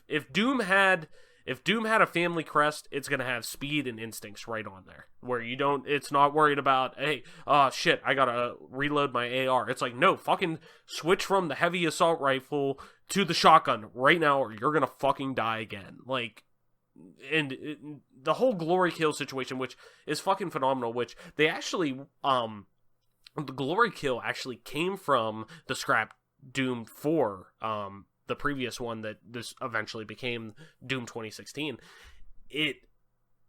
They had this, what Marty was saying in the No Clip documentary, that they had this mechanic down that you would be able to go in and you'd be able to like do some kind of melee attack on a demon or on an enemy of some sort, a human enemy even, and it would be very slow, very drawn out. It would be an animation of sorts, which they liked, but they said, once again, that doesn't feel like Doom. And that was one of those things that, great idea, wrong implementation. But people often think that, oh, just because a game's scrapped, all the ideas are just thrown into a fucking trash can. Well, no, there's probably some good ideas in there, just the whole picture doesn't. There's a missing variable from the equation that isn't making this work out, that they were able to say and look at it and say, okay, this part's still valuable, put this in here. Almost like building a PC, that when you fully upgrade, sometimes you can keep some things. That, you know, they brought that from Doom 4 because they said, we can take this and we can adapt it. This is an adaptable piece to this experience. That's where the glory kills came from, where it rewards you from going up and being aggressive and getting in there, and then once you melee somebody, you get health, you get armor, you get even some ammo that's dropped, but it's mostly, that's how you get health back, that's how you get armor back from going in there and just fucking getting enemies to a low health and doing a glory kill and risking that to get that reward. And it all just goes back to speed and instinct. So, kind of moving on here, traditionally, the Doom franchise has never, like we've been talking about, never necessarily been known for being a narrative powerhouse. It ain't out here winning Academy Awards with Leo. While that still does remain true, 2016 did begin to shift the pendulum in a different direction. You could definitely see that with Doom Eternal, with how Doom Eternal is looking to advance upon that as well, filling what is billed to be a 20-hour campaign now. And we even did see that with Doom 3, like we've been talking about, going to a more cinematic approach with it being survival horror, slowing down the pace, but also where Doom 2016 was more focused in on narrative, but through environmental storytelling. So it's immaculate, the amount of that environmental storytelling that's there. How do you think id Software, Mike, got the formula so right on telling so much about Mars being overrun by demons with this human colony by still saying so little verbally, I guess? Yeah, I think it's just a situation where, in a way, if you look at the classic games, in a way, it's almost like you can kind of tell your own story. Like, you can almost tell your own story of what was going on in Mars, but it's pretty much straightforward. It seems like, you know, with the 2016 iteration, like you said, and, you know, like we've kind of talked about for a little while here, it was a lot different. Like, the storytelling and everything was just so great. They kind of got away with it before because I think it was just so groundbreaking with the gameplay and at first that, like, they could kind of get away without telling a whole lot of, like, stories about what was actually going on, because it was just like you could enjoy the gameplay of it. So I think it was just like a culmination of, like, it being groundbreaking with the gameplay, it being groundbreaking with the style of game that it was, and then you sprinkle in the fact that it's set in a fantasy type situation that just kind of allowed them to be free of having to actually have a very story driven game. It's worth noting that Doom 3 did have a pretty good storyline, but nothing like what 2016 provided us. And then 2016 harnessed the classic games like I'm talking about, like the groundbreaking genre that it was, the groundbreaking physics and game and all that kind of stuff, and just kind of harnessing that. And then they coupled the fact that they were great storytellings or great at storytelling to kind of create this perfect storm of just like a super enjoyable game for even the hardcore shooter fan like me, who really enjoys shooters, loves the skill-based parts of the games, but also I really enjoy campaigns. Like, I've played all the Gears of War campaigns, I've played all the Halo campaigns, I haven't played all the Call of Duty campaigns, but I've played a good majority of them. I still enjoy campaigns, but I haven't ever played a campaign quite like Doom's that just did such a good job at just being different and just having fun with it. I mean, it's a great fantasy world that ID Software started them with, and they just kind of ran with it, and it felt really good, and it was just really enjoyable to play through the game. Even the old games without any storytelling, it's just fun. It's like it was like timed. Like you would get to the end and it would have a scoreboard. Like how many kills did you get? How much time did it take? How many secrets did you find? And it would tell you like 0 out of 3. So then you'd want to replay the level and find the secret areas. You know what I mean? They just added a bunch of different layers to it to make it a lot of fun. And 2016 did all that with the secret rooms and everything. Plus they added on storytelling. I mean, it was just great. Yeah. The biggest thing that I take away from every time that I played Doom 2016, I've played it multiple times now, is that every time I go through there, I learn something new about the game, whether it's from I guess, environmental storytelling. In terms of, I go through a new area, I find a new nook, I find a new, different area that shows me something, like what happened, because you kind of piece together the story through going through and seeing, you know, everything that Olivia's doing to try to harness the power of hell because of the agreement she made with the demons. It's just so crazy when you walk through all the different nuances that you can find with that environment, from interactivity to finding out like, oh, this soldier was trying to do this but died in the process because this soldier did something to stop that. And you can infer that from looking at a control room when you walk into it. That has nothing to do with the game. There's no dialogue you could tell from that, but everything is played out with there if you actually sit there and kind of scan the room. And it's crazy that a game that, like we were just talking about, relies so much on running, gunning, and kicking ass 24/7 without really stopping to think about it. There's so much traversal in this game that you don't really think about, that you're forced to kind of, at times, take a breath whenever the action isn't moving, where you get through such a big action part that it's like that SpongeBob meme where he's naked and leaning up against the rock. He's like, whew. Like, that's kind of what it is to get through a fucking a fucking conflict in Doom, to then stop, and the game kind of forces you to take a breather for a second once you get past that, and just kind of look around and look at all of this fictional but at the same time realistic approach to what Trapped on Hell could literally look like. And it's, the Doomslayer is, hands down, if you ask me, one of gaming's greatest characters of all time, and definitely one of the greatest non-verbal protagonist, the silent protagonist. Yeah. Like, I put Doomslayer up there with Link even. Link's always been non-verbal, but Nintendo does such a great job with Zelda, or The Legend of Zelda, with portraying Link as this protagonist and his story of coming from humble beginnings and yada yada. And they do that, you could see so much growth with Link's character from the environmental storytelling that you do, where the Doomslayer being imprisoned in that coffin, like, in being brought back to life, basically, you don't need to ever play the first Doom to play this Doom. You can instantly pick up that they bring this guy out of this sarcophagus, and he just instantly grabs the demon's head and bashes against the side. You know this motherfucker's here to mean business. You don't have to know that he was brought back from decades old and he's this legend that people talk about and yada yada. You don't need to know any of that. Because this motherfucker just wakes up, bashes a skull in, is ready to go, grabs a pistol, starts beating the piss out of people. And then you go in and there's the imps that you gotta fight in the next room that kind of set up.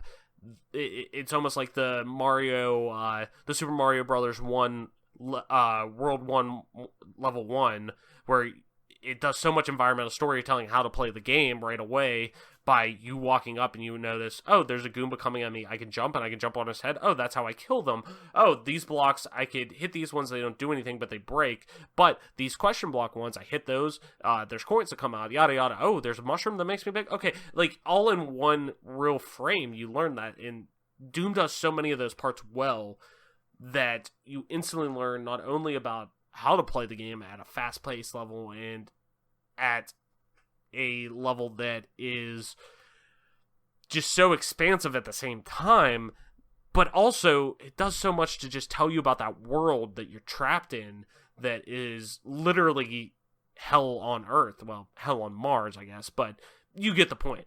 It's just so... It does so many things well. Every time I talk about this game, there's something new that amazes me every time I go through. But anyways, kind of moving on here, as we kind of start to look at rounding out the conversation a little bit.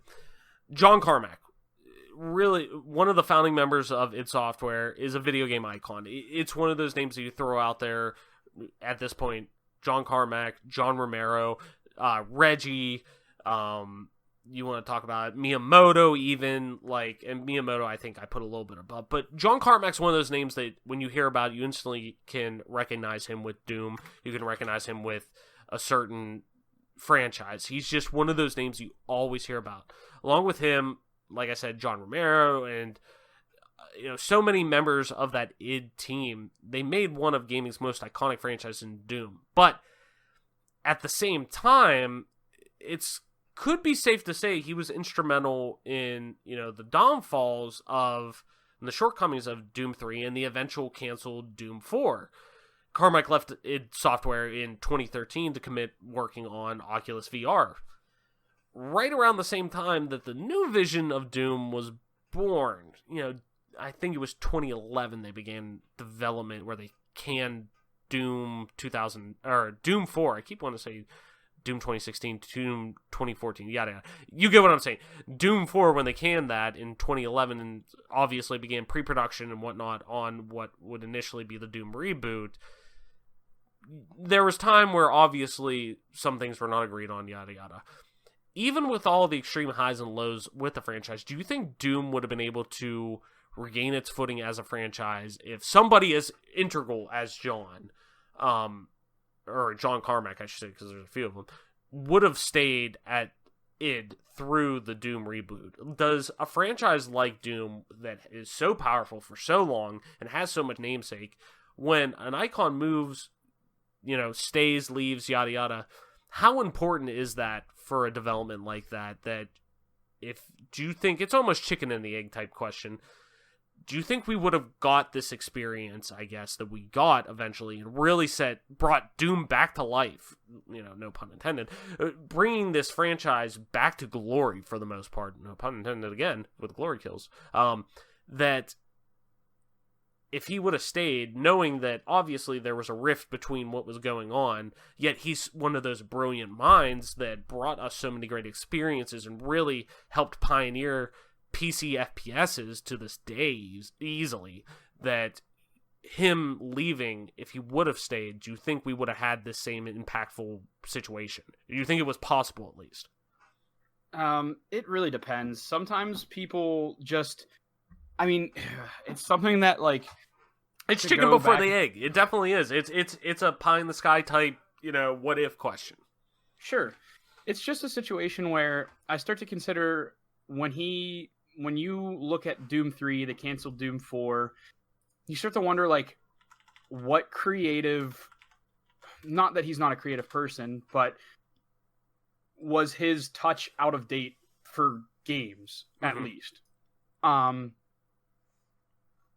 you start to kind of chase genres and chase different types of games because you're out of creative fire, a game that it pains me to say that has done this, but it's the truth, is a game like Halo. Just when you make humongous changes for change's sake because you're just either bored or you think to keep an edge or to stay, up to date or keep up with the current thing, you have to kind of adapt to what other games are doing. I think the minute you start chasing games, you lose your sense of what made you ID, in this case. You lose your sense of what made Doom and what, made everyone love the game. So I don't believe that we would have had such a positive resurgence in 2016 with Doom had John Carmack still been around. It feels like Doom went against the grain with 2016. We both have said that. And it feels like John Carmack was caught up chasing different games. So it feels like if they would have come out with a new Doom, they would have tried to model it after different games and try to model it after what was cool that day or that week or that month. You know what I mean? Mm-hmm. And I'm not saying like he's lost his creative touch, because obviously Oculus VR has taken off and done very well. Mm-hmm. But just when it comes to games and storylines and things of that nature, it definitely felt like he was just, ID was just, I mean, I've already kind of said it. ID was just chasing different games, and they got away from what made them ID, and they started trying to appease everyone instead of just saying, no, we have something good here, we're going to stick with it. Mm-hmm. No, and definitely, John was obviously more on he was a programmer at heart, he was an engineer that, I mean, even with him working with Armadillo Aerospace and making that open source software that is used for, creating,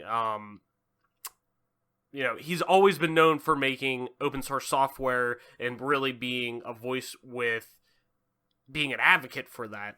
Sure. He had so many different, hands of the cookie jar with different things and so many eggs in different baskets that he was always more, to me, while a visionary for the gameplay side and pushing graphics and whatnot for all of its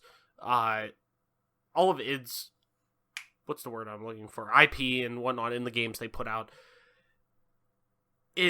It always seemed like he was more just tech at heart, where he wanted to spread his wings. He felt like, I think he got to the point in his career, and obviously, I don't want to put words in anybody's mouth. I don't want to say anything, but it seems to me like a classic case of just being burnt out and wanting to spread his wings and do something else. Of maybe he was just tired of games, and that's not a detriment to him, but it obviously seemed like there was some kind of ill will when leaving, because he was in a legal battle with IP rights between Bethesda and him, not sure, even right. with directly id, but once Bethesda bought id in 2011, obviously that's who he's working with, between Bethesda and ZeniMax, that was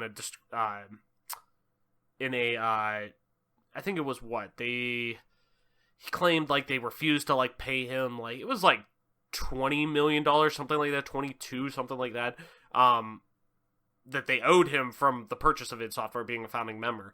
But and eventually I think they cleared it up, but it always seemed like there was that kind of split between them, that I'm sure that pushed for it too. But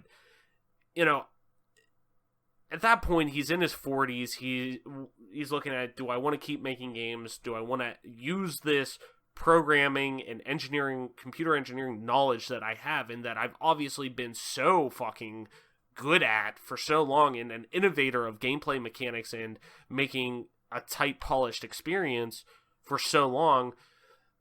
Do I want to spread my wings a little bit? So it always kind of, it didn't shock me that he left, I guess. Right. That it just seemed always for the best. And even with, the same could be said for John Romero, that people just, at that point, it was going in a different direction under Bethesda, naturally. That's, when a company is bought, it can either go one of two ways. They get a company that a developer's bought, or just a company in general that, either two things, especially in creative mediums. They're bought and they're forced to go one direction. Think of EA buying a developer and saying, okay, you're known for doing this and this, but you're going to do FPSs now. And we want you to use that experience. Or do this. You can maybe make that, but work on making this mobile game to make you money right now. Or this multiplayer experience to make you money right now. Or they could buy you and say, cool, we don't care. Make what you want. We're buying you for this reason. You make what you want because we believe in you, and that's why we're buying. A lot of what you're seeing with Microsoft right now, in all honesty, Microsoft's been doing that for a lot of the studios they've been buying, saying, we're buying you for a reason. We're bringing you in for a reason. It's because you do X really well. If it ain't broke, don't fix it. Keep going. And obviously, from what it sounds like, ZeniMax and Bethesda wanted a different thing than what John Carmack and John Romero and, so many other of id's founding members wanted to do. And obviously now they've financially paid them out, and I'm sure that, no hard feelings at this point. They got millions in the bank, but, I'm sure at one point they looked at it and said, you know what, both sides probably said this just isn't good at the end of the day. Like, it's time to move on, and John Carmack, in his case, went, and now he's doing Oculus, and he's working with Oculus VR, and he's pushing that, or was pushing that in his role with doing like consulting and whatnot, like working more towards artificial intelligence and whatnot, but pushing that medium and pushing that realism and making the Rift, like, that was him. He helped develop the Rift, and the Rift is one of the biggest Oculus devices out there. That's the main one that people go to. Now that the Quest is coming out, or the Quest has come out, it's starting to kind of take that away a little bit because of its wireless state and being able to be this easy pick up and play experience. But Oculus is really, outside of, PSVR being on the console side, Oculus is really the main go-to for a lot of people for VR and PC. So it seemed like at the end of the day, it was great for both sides, but I personally just, if there's something, and it's just maybe as managerial stuff 101, if there's something in the way of achieving a goal and there's somebody in the way, it's just not good for either side. Right. That person's not getting the most out of what they want, and the company is not getting to the goal that they want to get to eventually.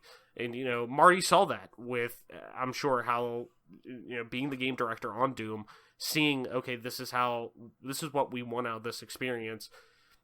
If this person's in the way, even if they're higher up and they're not agreeing with it, maybe it's just time to part ways. Maybe it's time to have a conversation with, people within ZeniMax saying, this person's getting in the way now.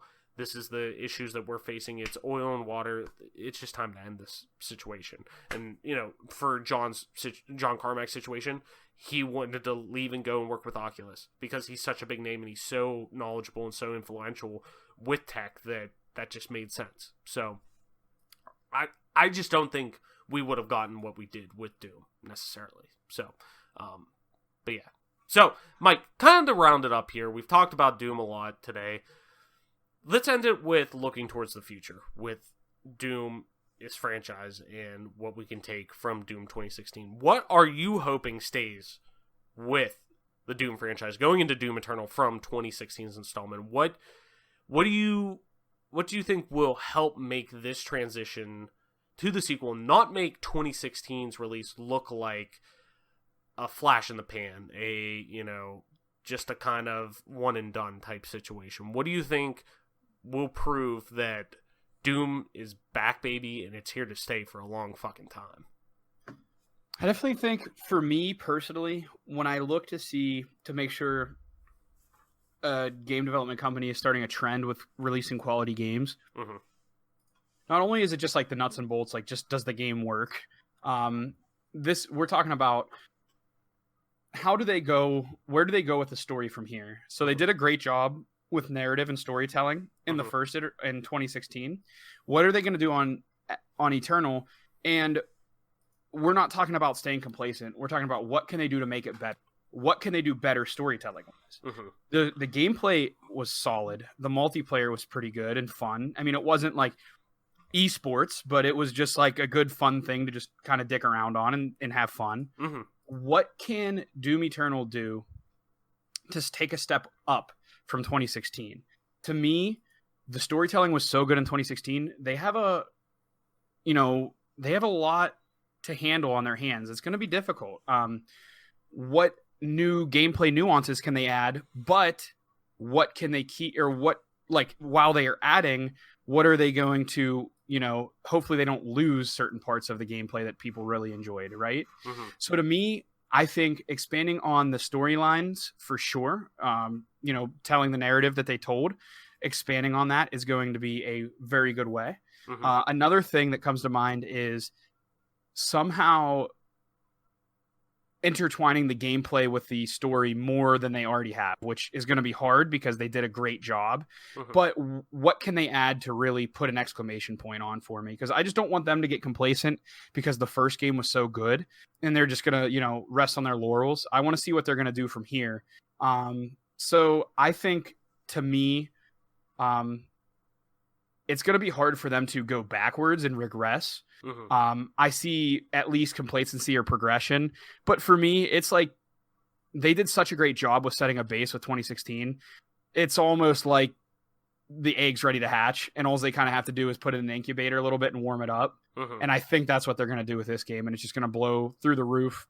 And like I said, I doubt they're going to do like esports or anything crazy like that. Mhm. But I still think that they're going to do right by their first-person shooter genre, but maybe adding a bit of co-op to it. Maybe that's the one thing that they're going to add, that like you can play through missions and cooperatively work through things Mhm. a little bit more and better than what they ever have done. You know what I mean? Mhm. No, definitely.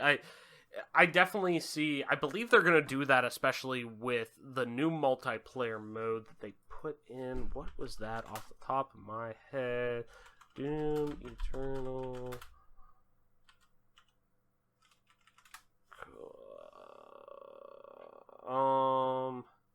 What was what's the new one that they put in? Oh, the battle mode. That's it. Where it's 2v1 basically. Okay. So that's really, I think that's going to be a really transformative addition to the multiplayer. That Doom multiplayer right now, like you said, it's never going to be esports. There's no real reason for them to try to push that, because it's just such a different experience. If anything, lean into almost the only thing that they could really try to do is bring back the arena shooter style that almost like a Quake was built on, from id. Like they can, like a Quake Arena, I believe is the new one that's out, right? Or Quake Champions, that's Yeah. it. Mm-hmm. Where that's already kind of filling that void, but Doom could do something like that, but at the same time, they're never going to be esports, so making these casual co-op experiences like this are what can bring people in and make them have that lasting experience with Doom that can kind of keep them coming back, that it's fresh, it's new, but it's not that barrier to entry of, oh, well, you gotta be able to, get X amount of frags, and you gotta be able to balls deep, you gotta know the meta of everything, this needs to be the only game you play, which, you have with the Fortnite, Call of Duty, a CSGO, whatever. Like, if you want to be balls to the walls with that and play that competitively, yada yada, you got to do it where this is going to appeal to a much more casual audience. But to me, the big thing that really I want to see make that jump and that transformation from 2016 to Eternal, obviously it needs to have that feel of speed needs to be there, the fluidity needs to be there. They're already doing great with taking that and having all that stuff there from what we've seen from gameplay reveals, things like that, and interviews with developers, or the developer, is they're doing that, but they're taking that and they're intervally building upon that. Like with Traversal, they're bringing in the grappling hook that they're able to shoot across and move through, that adds to the verticality, that adds in a whole new space of, yeah, Doom before, you could do the double jump, triple jump, whatever, in Doom 2016 to traverse, but now this is, okay, you're able to literally fly across the map, basically, and right. This adds a whole new space of, fighting to this game that is a whole new element, but it's also keeping to the roots of what made 2016 so great, where it doesn't take away, you're not removing the speed and versatility and the fluidity, you're building upon it, if anything. And at the end of the day, that's what's going to make Doom Doom. It's not going to be anything else that really makes Doom Doom. It's going to be versatility, speed, fluidity, everything that made Doom 2016 so great. And really, like you were saying, the narrative in Doom 2016, while it wasn't shoved down your throat, this is the main reason why you're here, I really enjoyed it. I think the story of finding out stopping Olivia from, this pact that she made with the demons in hell, the way that they presented that and the narrative twist that it took, especially the ending, which is fucking fantastic and really sets up, Doom moving forward, and what really makes me excited about Doom Eternal. It really was great, but it wasn't, like I keep saying, it was that narrative storytelling that environmental storytelling that really bolstered this title. That it wasn't a game that it didn't want you to, during the action, stop and smell the roses, kind of like Call of Duty or other first-person shooter narrative or campaigns will make, or kind of implore you to do. It did whenever you would do a sweet triple jump, or it would whenever you barely made that jump and you look over and you look across this vast landscape of just demonic betrayal and just sorrow. But it just consistently captures that feeling of it's 1 against a million, but the million are the ones who are playing. The million are the ones who are really playing shorthanded at the end of the day. The Doomslayer always feels impactful because of what you're built around right off the bat, from the environmental storytelling that you're, like I said, you would never need to know anything about the original Doom games. You would never need to know anything about them because it sets it up so well. Of you wake up, all you know is you're a badass. You wake up, you grab a demon's head that's trying to kill you, and you smash it against the wall, and you know this guy's here to fucking play. Like, you would never need to know anything about that previously, because it sets it up so well that the Doomslayer is this just fucking badass that you continuously get to learn more about just by the abilities that he gains and he's able to pull off seamlessly. I just want all of that to transition at the end of the day. And that's what's, I think, going to be so great about Doom Eternal, that it doesn't seem to be losing any of that. They're cognitive of, okay, this is what everyone liked about Doom, which was most of it from a campaign perspective, that, hey, let's lean into that. Let's expand the campaign. Oh, we had a great 8 to 10 hour campaign. Cool. Let's fucking double that, man. Let's spread it out a little bit. Let's take that and just build upon that.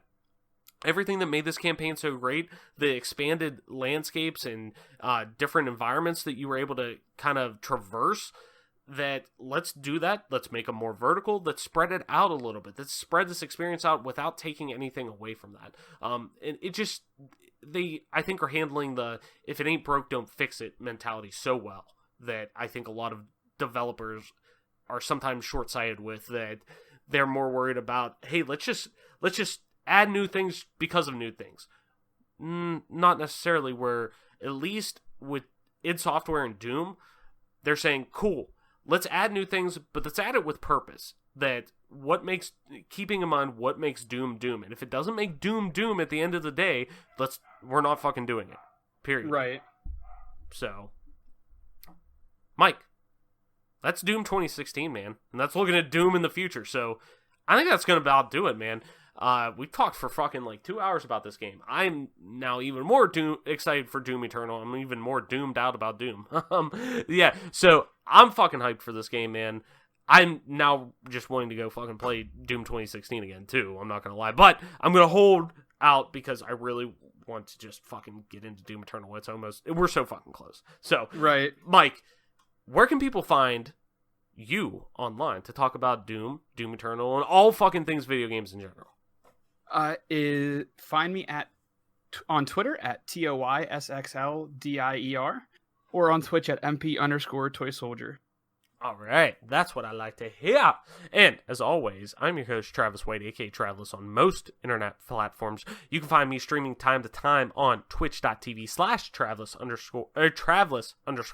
You also find me over on Twitter at Travles, TRAVLESS_. And if you want to play some video games with me, you can find me over on Xbox Live at just regular Travles. That's TRAVLESS. And Mike, that has been another episode of the Game Pass Gamecast, your weekly go-to podcast for all things Xbox and Xbox Game Pass, including news, rumors, and conversations about them damn good video games. You can catch new episodes of the show when they drop each and every Friday morning on YouTube, Apple Podcasts, Google Podcasts, Spotify, SoundCloud, and all other major podcast services. So be sure to subscribe to us wherever you get a podcast at, and follow us on Twitter at GPGC Podcast. Stay up to date with everything regarding the show, video games and our dope contests like our Doom Eternal giveaway, which make sure you stick around. Once we're done chit-chatting right here, right after, we're going to announce who won that fucking game. So be sure to listen after so you don't miss out on that. Because, Doom Eternal's right around the corner. I'm real fucking hyped. I'm half boner right now. Anyways, that's going to be it for the show this week. Mike, I'm fucking hyped, man. Let's just get into it. Fuck the show. Let's just go fucking play Doom. That's going to be it, man, for our show. Thank you so much, everyone, for listening, sharing, and being a part of this growing community. Game on. Wash your fucking hands, and we will see you next week.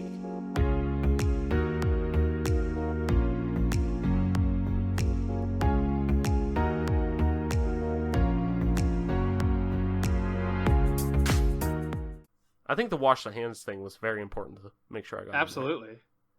How the fuck don't people wash their hands? Alright, it's time to give away Doom Eternal. That's right.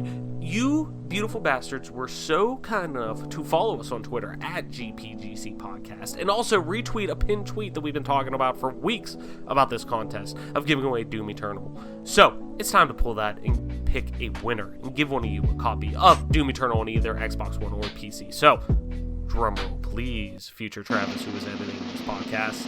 The winner of a copy of Doom Eternal on either Xbox One or PC goes to at Geeks360. That's right, at Geeks_360. You are the winner of a copy of Doom Eternal on PC or Xbox One. Your choice, my man. So, 1, thank you so much for entering. And 2, thank you so much for listening. And 3, congratulations. What you need to do now is simple. Reach out to us on Twitter via DM first. If you can't, for some reason, get through our DMs, they're open. Slide right in, baby. If you can't reach us on DMs on Twitter, just tweet us. We'll figure it out. We'll get you squared away. But reach out to us on Twitter at GPGC Podcast, and we'll get you hooked up. I got to know where you're from in the world so then we can make sure we get you the right code, because there's, regional locks and whatnot. I digress. We'll get you squared away. Just reach out to us on Twitter at GPGC Podcast, and we'll get you squared away. As always, though, thank you so much for listening and being involved in this growing community and gaming on and whatnot like I usually do. Now the episode is over. Listen to us moving forward. Even if you didn't win, we're going to have future contests working out. We got big games coming out. Not saying we're maybe working on something with a certain CD Projekt Red game coming out later this year. But keep listening to us. We got tons of great giveaways that we're going to keep giving. So make sure you keep following us over on Twitter at GPGC Podcast. Stay up to date with everything regarding the show, video games and our giveaways. So with that being said, now the episode is surely over. So closing time, as I always say. The episode's over. Thank you again so much for listening. And we will see you next week.